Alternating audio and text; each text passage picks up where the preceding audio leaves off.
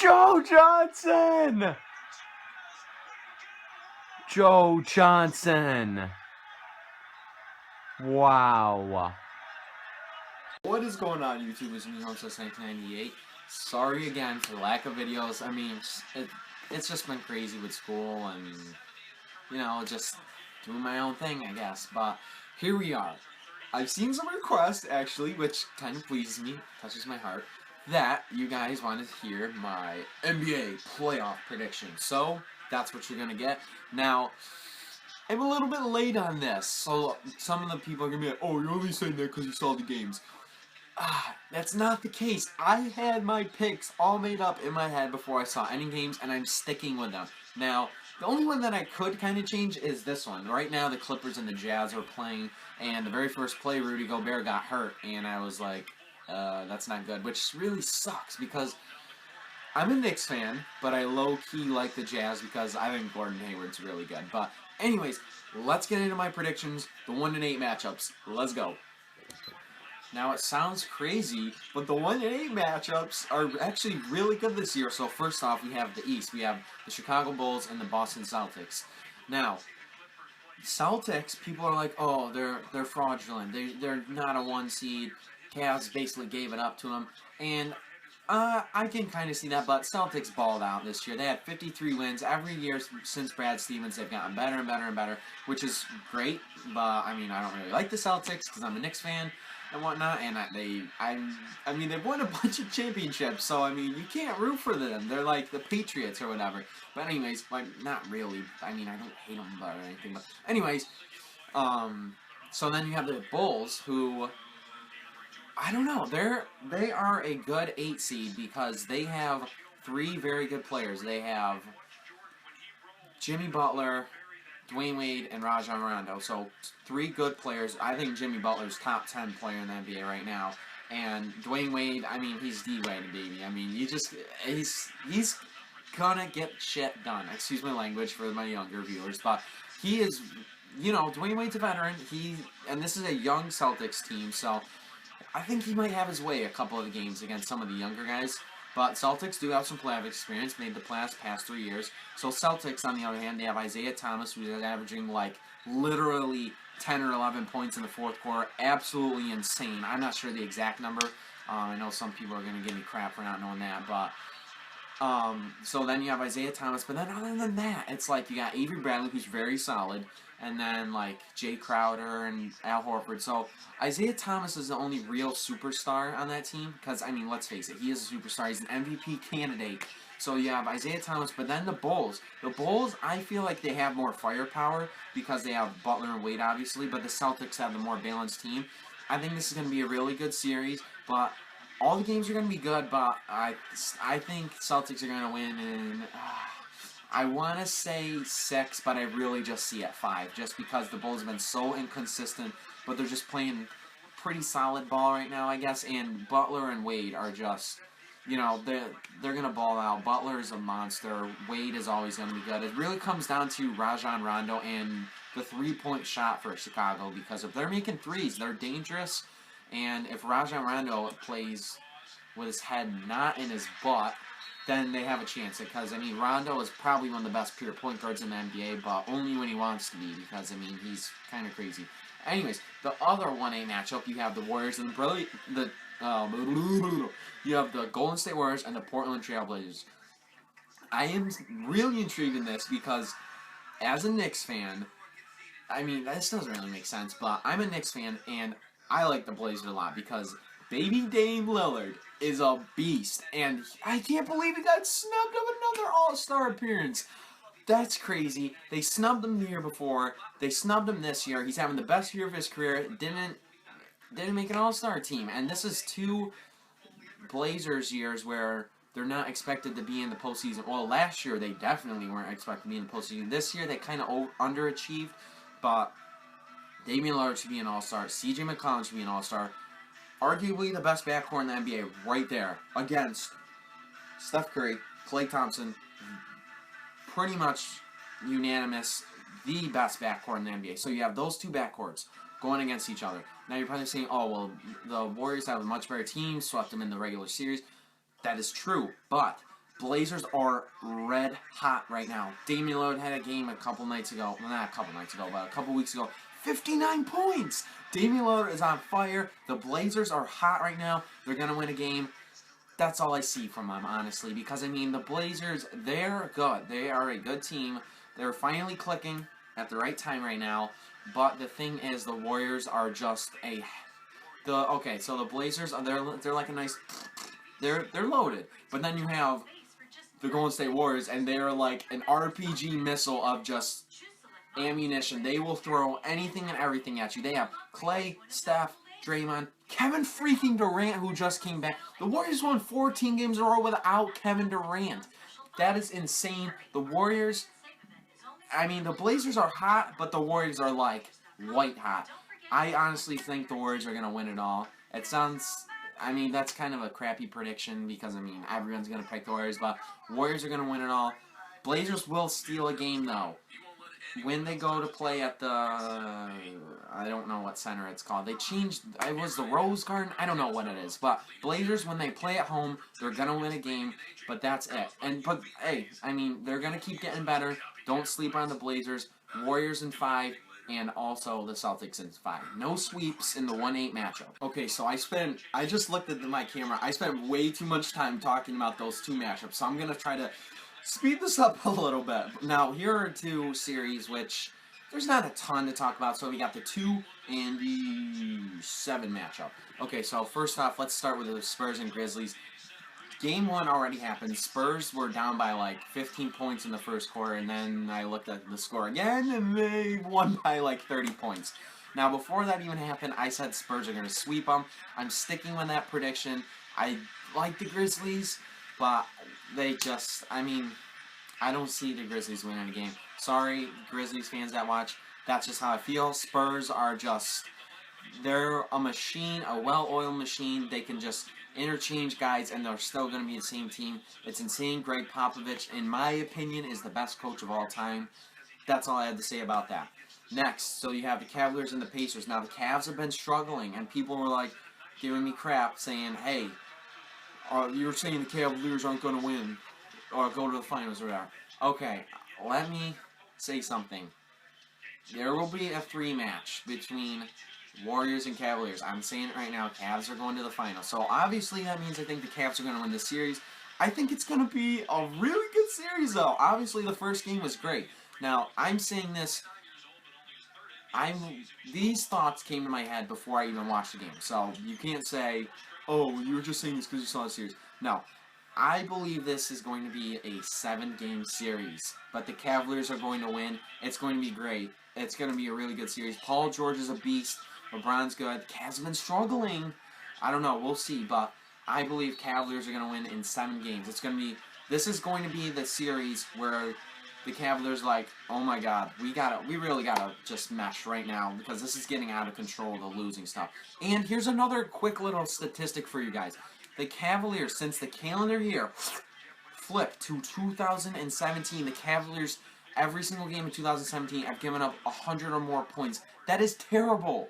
So that's why I don't think they're not good enough to win it all. But I mean, it's LeBron James. He's gonna go to his 6th straight finals, I believe.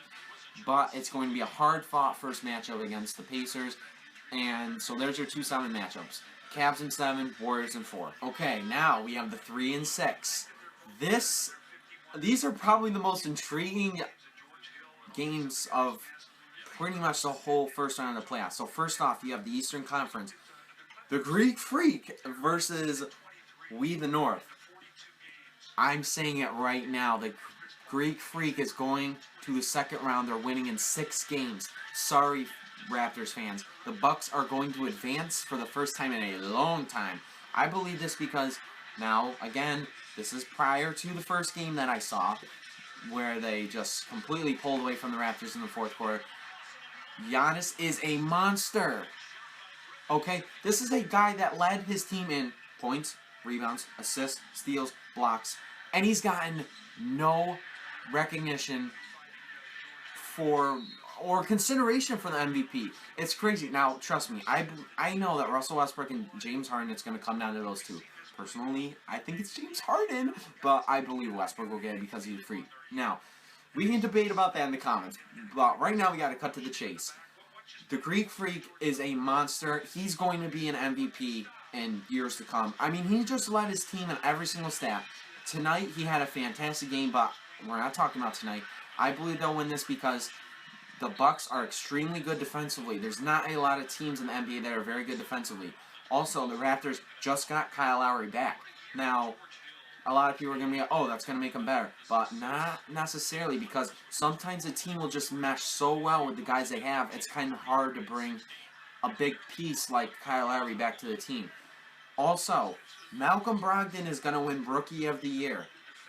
This guy, I watched him at Virginia, being a Syracuse fan, and he can play. He's a very, very good player, and when he got drafted, I said he's going to be a guy that if he gets minutes, he's going to be a good player in the NBA because he's disciplined on defense and he can make three-point shots. And that's basically what the NBA has turned into other than the defense. And if you can get a player that can make shots and play defense, that is a win-win. He will win Rookie of the Year only because Joel Embiid missed too many games. Bucks in 6. Sorry, Raptors fans. DeRozan's a beast, but wow. Greek Freak is amazing, and they just have a really good team. They're not a very good three-point shooting team, but they have lots of very good to solid players. So do the Raptors, but the Raptors tend to choke in the playoffs a little bit, and I just think it's time for Antetokounmpo to go to the next round. The other 3-6 matchup is a battle of the MVPs. This is going to be an insane matchup. You have James Harden versus Russell Westbrook. Personally, I believe whoever wins this series is going to win the MVP. And that's why I think James Harden's going to win. Because when you take into account two players that are so close in the MVP race playing against each other, I think the MVP voters should say, okay, who led their team to victory? I think James Harden's going to do that in 6 games because Harden, he does have a little bit of a better team. You can look at the ratings or whatever and see that Harden's players are better rated or whatever. I don't know how that works, but James Harden just orchestrates that Rockets team. Now, if you take both of those players away from their respective teams, neither of them are going to be any good, but I just think Harden's a guy that he scored 2,000 points the whole year, and he assisted on 2,000 points. That is absolutely incredible that he just makes the whole thing go for the Rockets. And they just make so many threes. They got Lou Williams, they got Eric Gordon, they got Ryan Anderson, they got Trevor Ariza. All these guys can make threes. Westbrook is just kind of hanging dry there a little bit. I mean, he's got Steven Adams, Enes Kanter, Jeremy Grant, Q's guy. But other than that, where's the shooting coming from? They need some guy that can make a 3-ball consistently. And no, we're not talking about Kyle Singler. That dude's a bum. This is going to be the most exciting series of the first round. I'm calling it right now. Haven't seen a game yet, so you can't, whatever, talk crap about, oh, you saw the game, so you know how it's going to end. Bucks in 6, Rockets in 6. Gonna be great games. For those of you that have stuck around, I greatly appreciate it because this is a long video, but I'm very passionate about basketball, and I love talking about. Last but not least, the 4 and the 5 matchups. We have the game that's currently on right now, the Jazz and the Clippers. First off, I'm going to throw it out there right now. Jazz in 7 games. I believe this because Gordon Hayward is an all-star. He's a guy you can build a franchise around. I love his game. I respect him for going to Butler, taking him to a national championship game, and was this close to making the greatest shot in the history of basketball against Duke. Also, Jazz, in my opinion, I think they're the best defensive team in the NBA. Rudy Gobert's a beast. I just saw him get hurt. I'm still not changing my pick, though, regardless if he gets hurt or not, because they're so good defensively. They got Derek Favors, Boris Diaw, Joe Johnson can light it up, and Shelvin Mack off the bench. Him and Gordon got that little Butler connection. I don't know how many of you know that, but this is going to be this is one of the most intriguing series for me because I don't get to see the Jazz a lot. They're just not on TV a lot, and I like their team a lot. I think I respect Joe Johnson for going to Utah on a young team. I think Jazz are going to win in 7. Clippers choke. So let's talk about them for a quick second. Clippers, I believe Chris Paul is the most overrated player in the NBA right now, maybe of all time. This is a guy where people want to call him the top 10 one of the top 10 best point guards ever. Are you serious, people? This is a guy who has Blake Griffin, who's a top 5 power forward in the NBA, DeAndre Jordan, top 3 center in the NBA. Then he has the best 6th man of all time and one of the top 3 best shooters in the NBA right now. And he can't get to the conference finals? Are you serious? Last year they lost to the Blazers. The year before they were up 3-1 in the Rockets and lost. This team consistently chokes. Chris Paul chokes. Okay? Jazz are very good defensively. They have a much more, well, I don't want to say more balanced team, but they have a more balanced defensively team. And they can score with them and play defense because they got guys that can score the ball. George Hill, Gordon Hayward, Joe Johnson. I love this team. Joe Ingles is actually really good, a really good shooter. I like the Jazz a lot. I think they're going to win in 7. It will be a good series, back and forth. Jazz are going to win at Los Angeles in Game 7. It's Washington and Atlanta. Literally, completely forgot this series even existed. I don't have any thoughts on this one, guys. I'm picking Washington in a 5-game series. Well, not 5-game series, 7-game series. Washington 5-game. Only because John Wall is having an MVP type season and he's getting no credit for it. Bradley Beal's a beast. That's a top 3 backcourt in the NBA. Hawks are okay. They only finished 3 games above 500. And yeah, I don't really have much. That's kind of crappy that I talk so much about all these other series, and of course the last one to finish is the one I have the least to talk about. Sorry, Hawks fans. This might even be a sweep. Okay, changing my pick. Washington's going to sweep Atlanta. There you go. Dwight Howard's good. Paul Millsap's good, but he's been hurt. Schroeder's going to be pretty good in a few years. Sorry, Wizards are going to sweep them. That's all I have to say about this matchup. Thank you to whoever stuck around for this whole video. I have no idea how long this is going to be. I just had so much to talk about. I love that. I don't want to say I love the NBA, but I love basketball, and I could just talk all day about it, honestly. It's crazy. I prefer college, though.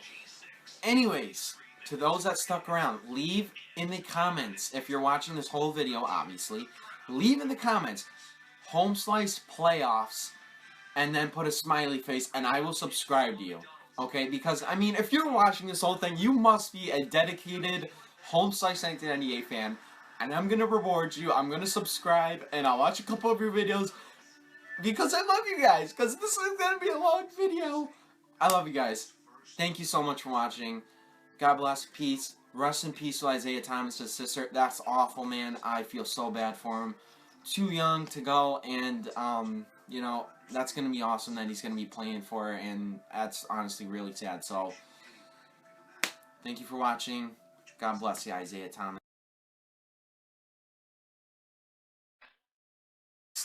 On our last game to talk about, we have, give me a second, I'm trying to think, who's the 4-5 in the East? Oh shit.